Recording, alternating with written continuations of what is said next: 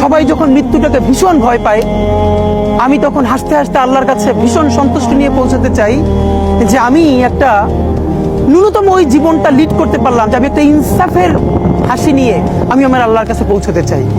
সুতরাং আগামী 50 বছর বাঁচলাম, কোনো ইম্প্যাক্ট তৈরি হলো না আমারে দিয়ে, দেশের জন্য, রাষ্ট্রের জন্য, উম্মার জন্য, জাতির জন্য।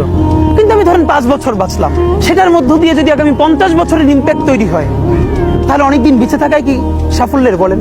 শহীদ প্রেসিডেন্ট জিয়াউর রহমান কয়টা দিন বেঁচেছেন, কিন্তু ভাবেন আজকে পর্যন্ত উনি আমার অনুপ্রেরণা। হাঁটতে হাঁটতে আমার পা ফুলে যায়, আমি আমার টিম সেদিনকে ব্যাগের মধ্যে জুতো নিয়ে তারপরে একটা শপিং মলে ঘুরছিলাম, মানে পা ফুলে গেছে, পা জুতোয় ঢুকাতে পারছিলাম না।